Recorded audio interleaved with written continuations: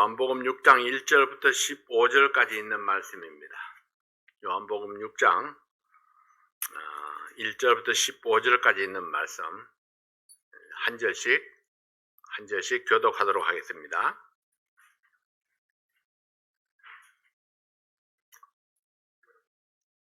다 찾으셨으면은 요한복음 6장 1절입니다. 그 후에 예수께서 갈릴리 바다 곧 디베랴 바다 건너편으로 가시매 큰 무리가 따르니 이는 병인들에게 행하시는 표적을 보미르라. 예수께서 산에 오르사 제자들과 함께 거기 앉으시니 마침 유대인의 명절인 유월절이 가까운지라. 예수께서 눈을 들어 큰 무리가 자기에게로 오는 것을 보시고 빌립에게 이르시되 우리가 어디서 떡을 사서 이 사람들로 먹게 하겠느냐 하시니 이렇게 말씀하시면 친히 어떻게 하실 것을 아시고 빌립을 시험코자 하십니다.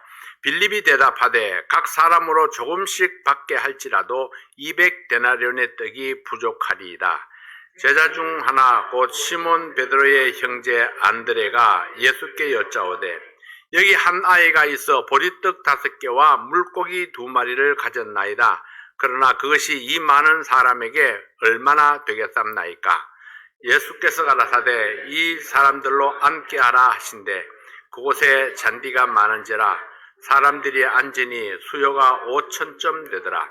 예수께서 떡을 가져 축사하신 후에 앉은 자들에게 나눠주시고 고기도 그렇게 저희의 원대로 주시다.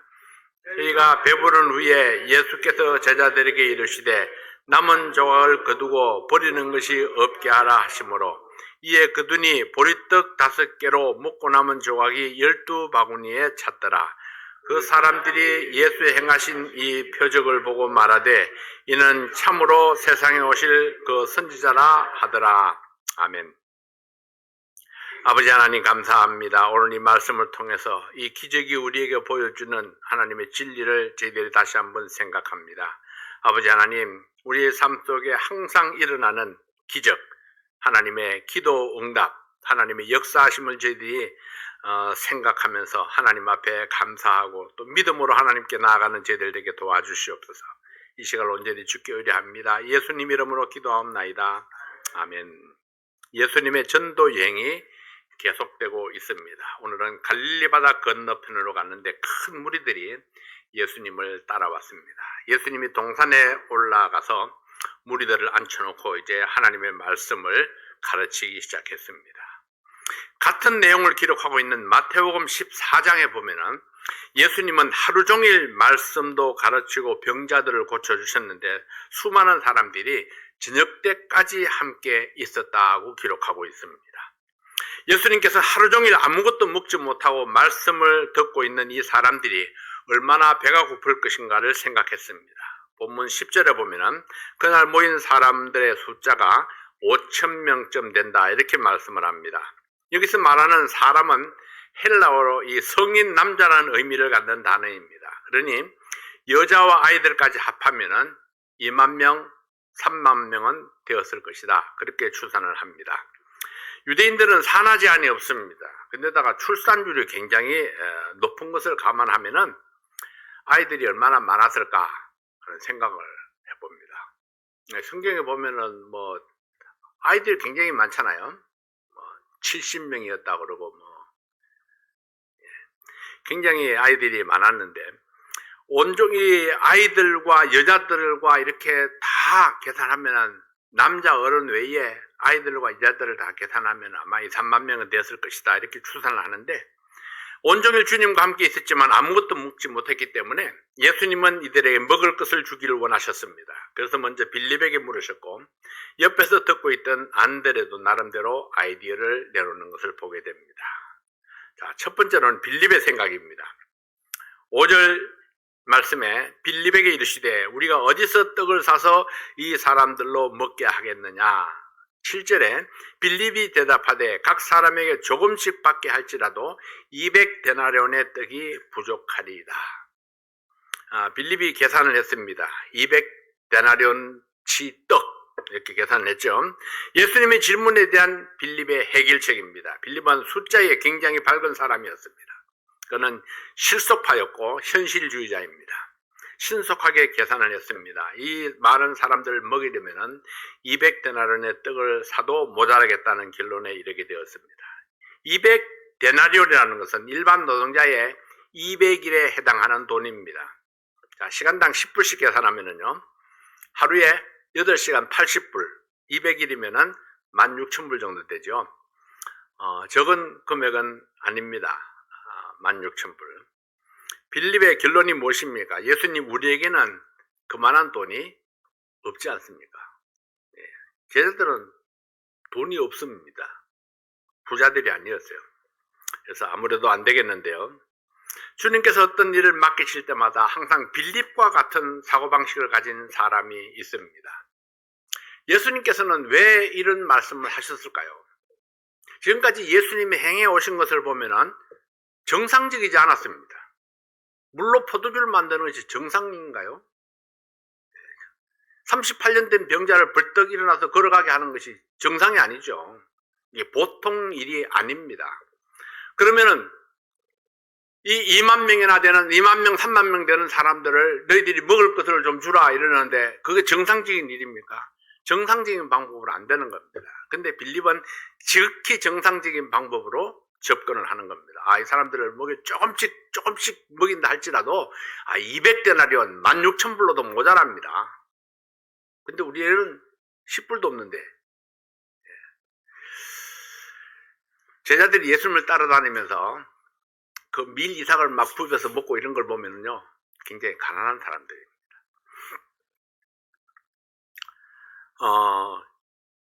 어떤 일을 하자 하면은 계산기부터 두드리는 사람들이 있죠.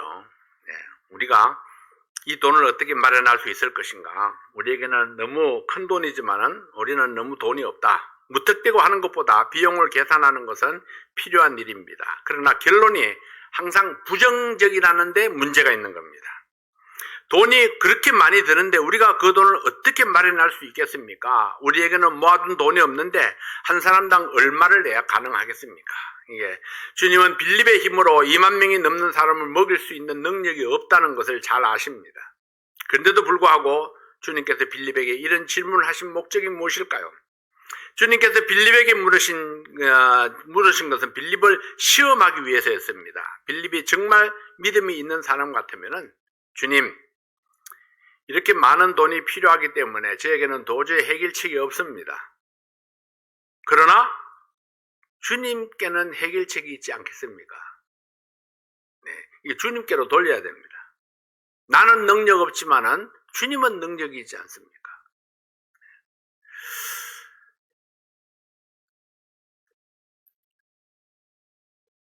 주님께서 해결책을 마련해 주세요 라고 했어야 되는데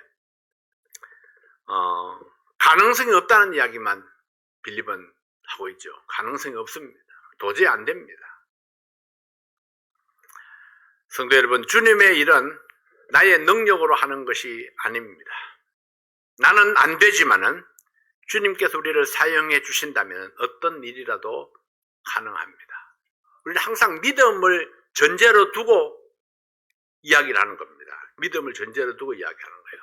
아무것도 없지만은, 자, 금년에 우리가 우리 집사님들과 12월 달에 예산을 세웠습니다. 내년에 2024년 예산을 세웠죠. 예산을 세웠는데 돈이 있어서 예산을 세운 게 아닙니다. 예산이라는 건 그렇죠. 2024년도에도 성도들이 열심히 일하고 돈을 벌 것이고 하나님의 물질을 공급해 주실 것이고 그리고 성도들이 열심히 또 11조도 할 것이고 성경금도 할 것이다. 네, 이렇게 생각하고 들어올 단을 성도들의 헌신을 예상하고 예산을 딱 세우는 겁니다. 근데 만약에 거기서 성도들이 11조를 안 하면 어떡하죠? 이렇게 되면 다 깨지는 거예요, 이제. 어떤 부정적인 결론을 앞에 놓고 생각을 하면은 우리가 할 수 있는 계획이 아무것도 없습니다. 하나님께서 도우신다. 하나님께서 무엇을? 하나님께서 성도들의 삶을 도우시고 그들의 삶을 축복하시고 필요를 공급하시고 그리고 그 마음에 믿음을 주셔서 하나님의 일을 위해서 기꺼이 헌신적으로 희생적으로 드릴 것을 믿는 믿음이 있기 때문에 예산을 세우는 겁니다. 그리고 그 예산을 집행하게 되는 거죠. 분명한 것은 하나님의 축복이 아니면은 어떤 것도 이룰 수 없습니다. 하나님의 축복이 아니면은 성도들의 현재 상태를 계속 유지할 수도 없습니다. 하나님의 축복이 아니면은 우리에게 맡겨진 사역을 온전히 이룰 수가 없습니다. 그러므로 우리는 주님께서 맡기신 사역을 이루기 위해서 계산하기에 앞서서 하나님의 무한하신 공급의 능력을 믿어야 합니다. 할 수 없다고 말하기 전에 적어도 주님을 바라보는 믿음을 가져야 한다는 것입니다. 나에게는 없지만은 그러나 주님께서 주시면은, 주님께서 주실 것을 믿기 때문에 내가 능히 감당할 수 있습니다. 이것이 바로 우리의 믿음이죠. 두 번째로 안드레의 생각입니다. 안드레는 빌립과는 조금 다릅니다. 주님께서 이 많은 사람을 어떻게 해야 먹이겠느냐 이렇게 하지만 안드레는 그냥 앉아서 기다리고만 있지 않습니다. 해결책을 찾아서 여기저기 돌아다녔습니다. 안드레는 관계지향적인 사람입니다. 안드레가 주님 앞에 나타날 때 항상 사람을 데리고 나타납니다. 그는 이 일을 위해서 도움이 될 만한 사람을 찾아다녔습니다. 그리고 도시락을 가지고 있는 한 소년을 발견했습니다. 그는 빌립같이 자기 계산에 따라 포기하는 사람은 아니었지만은 또 믿음이 좋은 사람도 아니었습니다. 9절에 이렇게 말씀하죠. 여기 한 아이가 있어 보리떡 5개와 물고기 2마리를 가졌나이다. 그러나 그것이 이 많은 사람들에게 얼마나 되겠습니까? 그렇게 이야기를 하죠. 그는 자기 대신 헌신할 사람을 찾아서 데려왔습니다. 우리 사회에 도움이 될 만한 사람이 여기 있습니다. 이 사람은 어떻습니까? 저 사람은 어떻습니까? 저 형제는 어떨까요? 저 자매님이 좀 하면 어떨까요? 그는 나를 따르라 하고 앞장서는 사람은 아닙니다. 이 사람 저 사람 추천해서 헌신하게 하려고 합니다. 그러나 그나마도 가능성을 두지 않았습니다. 작은 가능성이라도 찾아보았다는데 의미를 갖습니다. 오늘날 우리 가운데도 이런 사람이 있습니다. 이 사람이 기꺼이 헌신할지도 모릅니다. 심성도 착한 사람입니다. 한 발짝만 믿음으로 나가면 큰 일을 이룰 수 있는 잠재력이 있는 사람입니다. 적극적으로 다른 사람을 추천하지만은 자신이 그 일을 하려고 나서지는 않는다는 거죠. 주여 나를 보내소서 내가 가겠나이다. 내가 하겠습니다. 그렇게 하진 않는다는 거죠. 주님 난 안 되지만은 저 사람은 될 것 같습니다. 저 사람이 하면 좋을 것 같습니다. 그렇게 하는 누군가를 추천하기 이전에 나는 어떠한가? 내가 앞장서고 나를 따라서 나와 함께 일할 사람을 찾아야 되는 겁니다. 내가 앞에 서고 그 다음에 나를 따를 사람 함께 이게 맞들고 갈 사람을 찾는 것이 우리가 중요한 거죠. 그래서 우리가 어떤 일이 있을 때에 자매님 나와 함께 합시다.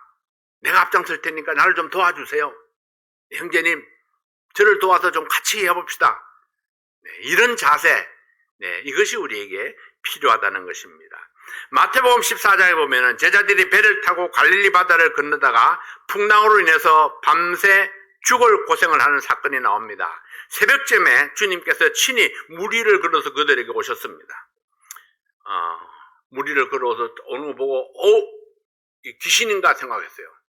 근데 예수님께서 내다 두려워하지 마라. 그러니까 베드로가 주님이세요? 그렇다면 나도 무리를 걷게 해주십시오. 그렇게 이야기를 합니다. 만일 당신이 주님이시면 저를 명하여 무리를 걸으라 하소서. 배 안에는 12명의 제자들이 있었습니다. 그러나 베드로만 믿음으로 바다 위에 발을 내려놓았습니다. 그리고 무리를 걸었습니다. 무리를 걸은 사람이 베드로 한 사람밖에 없습니다. 비록 잠깐 동안이었지만은 얼마나 몇 발짝을 걸은지 모르지만 적어도 역사상에 무리를 걸은 사람이 베드로밖에 없다는 거 아니에요. 사람으로서 무리를 걸어본 유일한 사람이 되었습니다. 베드로의 믿음이 그런 일을 가능하게 했습니다. 나머지 제자들은 모두 배 안에서 두려움에 떨고 있었습니다. 그래서 그들은 베드로와 같은 기적을 경험하지 못했습니다. 주님의 일은 돈이 많아서 할 수 있는 일이 아닙니다. 돈보다 더 중요한 것이 믿음이고 돈보다 더 필요한 것이 믿음의 확신입니다. 능력은 하나님이 행하시고 필요는 하나님이 채우시고 우리에게는 믿음을 요구하시는 것입니다. 우리가 잘 아는 허드슨 테일러는 중국 내지 선교회를 창설해서 중국 복음화에 엄청난 기여를 했던 사람입니다. 그는 돈이 많았기 때문에 그 사역을 할 수 있었던 것이 아닙니다. 하나님의 일은 하나님의 사람들을 통해서 하나님께서 이루어 가신다는 믿음, 그 믿음이 이 허드슨 테일러로 하여금 선교회를 조직하게 했던 것입니다. 허드슨과 같은 믿음의 확신을 가진 사람들을 사용하셔서 중국 선교를 이룰 수가 있었습니다. 이 허드슨 한 사람으로 그 넓은 대륙에 어느 세월에 무슨 사역을 이룰 수 있겠습니까? 이런 믿음이었다면 내가 무슨 힘이 있어서 중국 대륙에 그 복음을 전할 수 있겠습니까? 그런 믿음이었다면 아마 중국의 복음 전파는 어려웠을 것입니다. 허드슨이 가진 재산은 없었지만 한때에는 100명 이상의 선교사에게 재정 지원을 할 수 있었던 것은 하나님의 공급하심을 믿었기 때문입니다. 그리고 그가 맨 앞에 서서 직접 선교사로 나가서 헌신했기 때문입니다. 조지 뮬러는 영국 고아의 아버지라고 불리죠. 5만 번 이상의 기도 응답을 받았습니다. 그는 손에 쥐고 있는 돈은 없었지만은 하나님의 공급하심을 믿음으로 고아들을 돌보는 사역을 할 수 있었습니다. 조지 뮬러도 역시 가장 앞에 서서 희생하고 헌신함으로 이 사역을 감당할 수 있었습니다. 오늘 여러분들도 믿음으로 주님의 공급하심을 의지할 수 있기를 바랍니다. 주님의 공급하심을 믿되 그것이 나를 통해서 이루어지도록 기도해야 합니다. 어떤 일이든지 저 사람을 통해서가 아니라 내가 첫 번째로 쓰임받는 사람이 될 수 있도록 기꺼이 헌신하는 성도가 되므로 하나님의 위대한 사역을 나를 통해서 이루어지기를 기도하는 것입니다. 세 번째는 소년의 헌신이 기적의 역사를 이루었습니다. 요한복음 6장 11절부터 13절까지 있는 말씀에 보면은 예수께서 떡을 가지사 축사하신 후에 앉은 자들에게 나누어 주시고 고기도 그렇게 저희의 원대로 주시다. 저희가 배부른 후에 예수께서 제자들에게 이르시되 남은 조각을 거두고 버리는 것이 없게 하라 하시므로 이에 거두니 보리떡 5개로 먹고 남은 조각이 12바구니에 찼더라. 보리떡 5개가 먹고도 12바구니가 남았습니다. 안드레를 통해서 한 소년이 주님께로 인도되어 왔습니다. 이 소년은 예수님 말씀을 듣기 위해서 어머니가 싸준 도시락을 가지고 스스로 찾아온 소년입니다. 그는 자신의 점심 식사인 보리떡 5개와 물고기 2마리를 기꺼이 주님 앞에 내어놓았습니다. 보리떡 5개, 물고기 2마리. 2만 명의 군중 앞에 그것은 참으로 초라하고 보잘것없는 것이었습니다. 그러나 주님은 그것을 받으시고 놀라운 기적을 일으켰습니다. 주님께서 사람들을 잔디 위에 앉히신 후에 떡과 생선을 가지고 축사하시고 떼어주시니 그 모든 사람이 다 배불리 먹었습니다. 그리고 12광줄이나 남았습니다. 자, 제자는 어떤 생각을 했을까요? 보리떡 5개, 물고기 2마리, 조그만 도시락 하나입니다. 그 도시락을 놓고는 2만 명, 3만 명 되는 사람들을 줄지어 앉혀 잔디밭에 쫙 앉힙니다. 여러분 말이 2만 명이지 2만 명 앉히면 대단합니다. 사람들이 2만 명 앉아보세요. 대단하죠. 그렇게 줄 쫙 지어 앉히고 지금 제자들은 떡을 나눠줄 준비를 하지 않겠습니까? 우리 마치 성찬식 하는 것처럼 제자들이 쫙 앞에서 떡 받아갈 준비를 하고 있습니다. 예수님이 딱 기도하시고 떡을 나눠주시는데요. 제자들에게 나눠줘서 제자들이 또 나눠주게 했겠죠. 근데 기름병에 기름이 떨어지지 않는 것처럼 떡을 줘도 남는 겁니다. 자꾸 줘도 나눠주는데도 나눠줘도 계속해서 나눠주는데도 이 5개가 줄어들질 않는 거예요. 어떻게 이런 기적이 일어날 수 있었을까요? 기적의 원인은 보리떡이나 물고기에 있는 것이 아니었습니다. 보리떡이나 물고기가 무슨 뻥튀기를 하는 것도 아니고 무슨 기적을 일으킬 수 있겠어요? 기적은 하나님의 능력이 예수님을 통해서 나타났습니다. 그러나 예수님은 마른 하늘에 벼락을 치지는 않습니다. 한 이름 모를 소년의 헌신을 통해서 2만 명, 3만 명이나 되는 군중이 배불리 먹을 수 있는 기적의 역사를 이루셨습니다. 한 소년의 헌신이 있었기 때문에 그것을 기본으로 기적을 일으키시는 예수님이십니다. 우리의 능력은 참으로 보잘것없습니다. 우리의 재능, 시간, 물질, 헌신이 소년이 가졌던 이 보리떡 5개, 물고기 2마리와 다를 바가 없습니다. 그러나 그것이 주님 앞에 드려지고 하나님의 능력이 더딥혀졌을 때는 우리가 상상할 수 없는 그런 기적으로 나타나는 것입니다. 드려지지 아니하면 내가 붙잡고 있으면은 그냥 액면의 가치밖에 없습니다. 보리떡 5개, 물고기 2마리, 그 액면의 가치밖에 없죠. 그러나 그것이 믿음으로 하나님께 드려졌을 때에 그때 그것이 기적을 일으킬 수 있었던 것입니다. 어느 날 맹구가 주님께 질문했습니다. 주님에게는 1000년이 얼마나 긴 시간인가요? 1초도 안 되지. 주님, 그러면 주님에게는 10억은 얼마나 많은 돈인가요? 1원도 안 되지. 주님, 그러면은 저에게 1원만 주세요. 그래, 1초만 기다려라.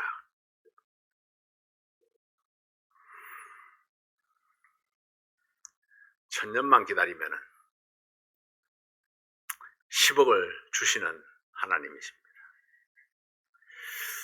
주님에게는 10억 원도 이런 만큼 작게 보이지만은, 그러나 주님은 아무리 작은 것도 결코 쓸모없다 하지 아니하시는 분입니다. 그래서 우리에게 소망이 있습니다.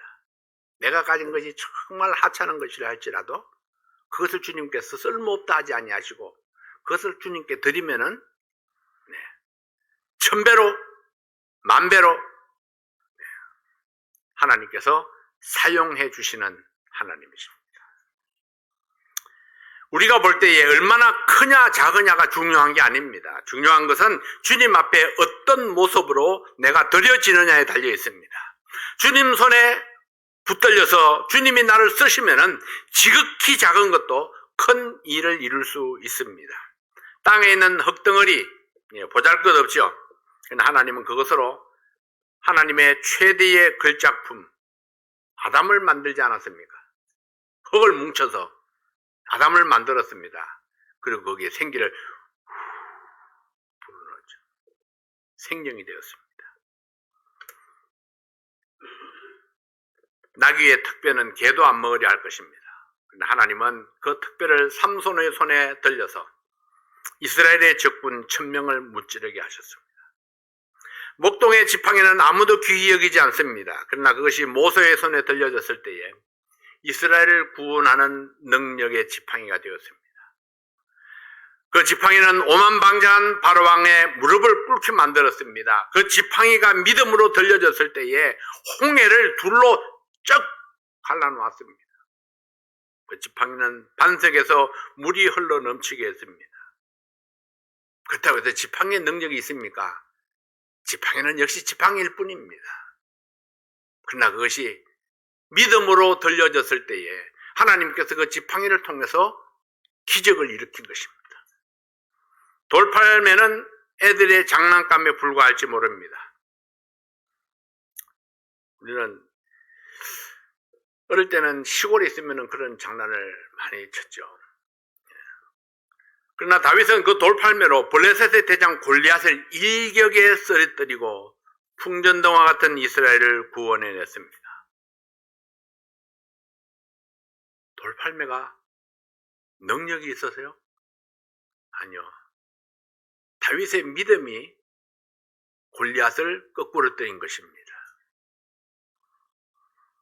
내가 얼마나 유능하냐, 유능하지 못하냐 하는 것은 문제가 안 됩니다. 내가 얼마나 크냐 작으냐 하는 것도 주님에게는 의미가 없습니다. 어차피 주님 앞에 서면은 큰 자가 없습니다. 다 좁쌀만한 거죠. 주님 손에 온전히 맡겨지면 아무리 작은 것도 더 이상 작은 것이 아닙니다. 겨자씨 같은 믿음이 있으면은 이 산을 들어 저 산으로 옮긴다 할지라도 옮겨진다고 하지 않습니까? 겨자씨 같은 믿음.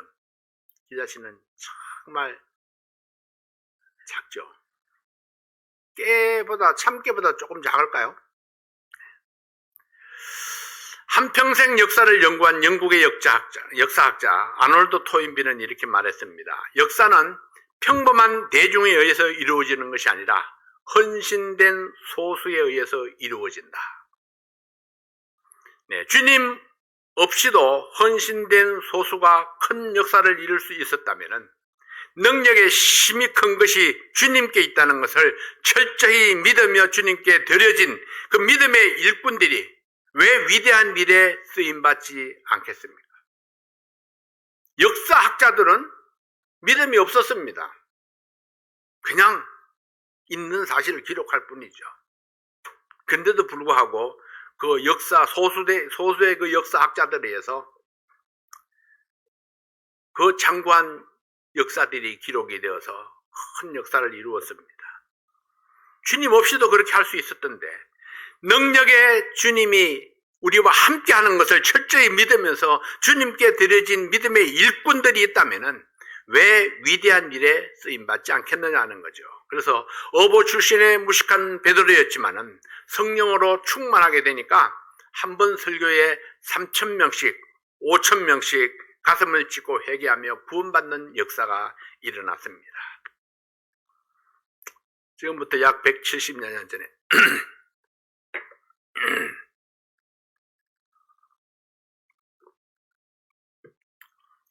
영국의 런던의 어떤 다리 위에서 있었던 일입니다. 한 거지가 추위에 떨면서 바이올린을 연주하면서 구걸을 하고 있습니다.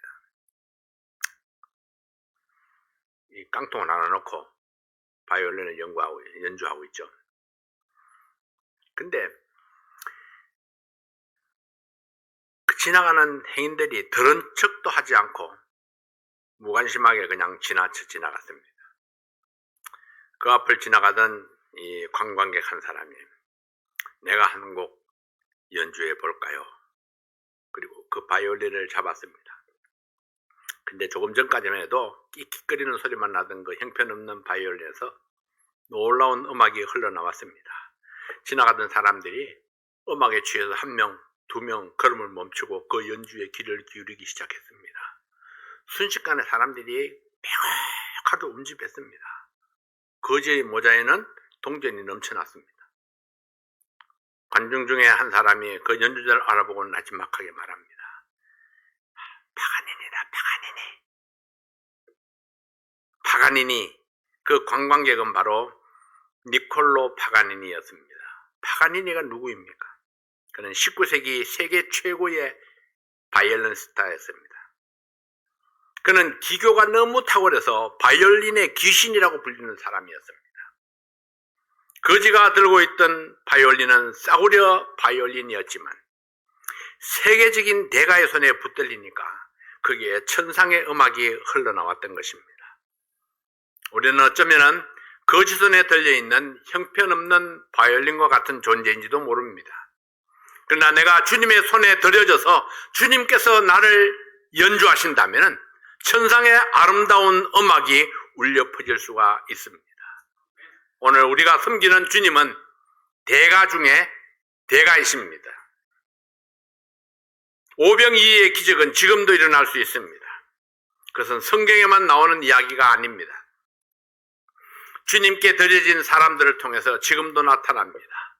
그렇기 때문에 우리 가운데 주님께 드려진 사람들이 계속 일어나야 합니다. 지금도 일어나는 그 이야기가 무슨 이야기입니까? 오병이어를 가지고 2만 명, 3만 명을 먹인다는 이야기가 아닙니다. 우리의 작은 헌신이 주님께서 사용하시면은, 주님께 사용되어지면은, 그러면은 우리는 그 효과가 한 사람을 살릴 수 있는 것이 2만 명, 3만 명을 살릴 수 있는 그 놀라운 결과로 발전할 수 있다는 사실을 이야기하는 것입니다. 오늘 우리에게는 주님께서 맡겨주신 사명이 있습니다. 빌립같이 계산적인 믿음으로는 기적을 체험할 수 없습니다. 안드레같이 누군가를 소개하는 것도 중요하지만은 내가 직접 여기 있는 소년처럼 내게 있는 것으로 주님께 드려서 기적을 체험하는 축복을 누리시지 않겠습니까? 내가 가진 것이 보잘것없고 재주 없고 능력 없어도 주님 손에 들려지면은 엄청난 일을 해낼 수 있습니다. 내가 드리기만 하면은 주님께서 기적의 역사를 이루어 가십니다. 오늘도 주님께서 우리를 향해서 두 팔을 벌리고 기다리고 계십니다. 우리 3월 3일 주일은 우리가 음식 나누기 친교회, 전 성도들이 음식을 하나씩 가져와서 음식을 나누기를 하자 그렇게 했는데 사실은 음식만 가져와서는 안 됩니다. 소문을 조금 내야 돼요. 우리가 각종 음식들로 잔치를 하고 있는데 와서 먹으러 오라고. 풍성한 음식이 있는데 그저 베푸는 음식들이 있는데 우리 잔치에 참석할 사람을 조금 좀 모아야 됩니다. 우리가 알고 있는 사람들, 내 주변에 있는 사람들, 내가 초대할 수 있는 모든 힘을 동원해서 사람들을 좀 초대해서 그날은 풍성한 잔치가 될 수 있으면 좋겠습니다. 기왕의 음식이 준비되었으니까 사람들을 초청해서 잔치가 준비되었습니다. 오십시오. 와서 즐기십시오. 그래서 함께 우리 하나님 말씀도 나누고 함께 기도도 하고 그리고 함께 음식을 나누면서 아름다운 친교의 시간이 될 수 있기를 바랍니다. 나의 작은 것을 드릴 때에 큰 일을 보여주시겠다고 말씀하셨습니다. 오늘도 기적의 역사를 베푸시는 주님을 바라보면서 믿음으로 큰 그림을 그리는 성도들이 되시기를 바랍니다. 기도하겠습니다. 아버지 하나님 감사합니다. 하나님께서 우리를 사용하시면은 하나님께서 나의 믿음을 도우시면은 하나님께서 나에게 믿음을 더하시면 우리가 생각했던 것보다도 우리의 능력보다도 더 놀랍고 더 큰 일을 이루실 수 있는 주님이심을 믿습니다.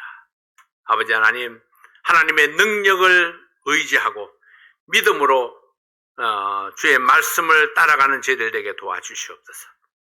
우리에게 있는 작은 것들을 주님 앞에 드림으로 하나님께서 놀라운 일에 넓고 크게 사용할 수 있도록 축복해 주시옵소서. 아버지 하나님, 우리 성도들 한 사람 한 사람이 하나님 앞에 쓰임받는 일꾼이 되기를 원합니다. 우리의 건강을 통해서 또 우리의 생업을 통해서 우리의 가족들을 통해서 내가 알고 있는 모든 인맥들을 통해서 하나님의 위대한 역사가 이루어지고 하나님의 뜻이 세상에 펼쳐지기를 원합니다. 저희들을 이 모든 것에 사용해 주시옵소서. 아버지 하나님, 오늘도 귀한 말씀을 주신 하나님 감사합니다. 사랑하는 성도들 어디에 있든지 하나님께서 그들을 지키시고 하나님 말씀 따라서 복을 누리고 기뻐하고 감사하는 그런 우리 성도들 되게 도와주시옵소서. 아버지 하나님, 다시 만날 때까지 우리가 참 건강하고 무탈하게 또 우리의 생업을 지켜주시기를 간절히 원합니다. 예수 그리스도의 귀하신 이름으로 기도하옵나이다. 아멘.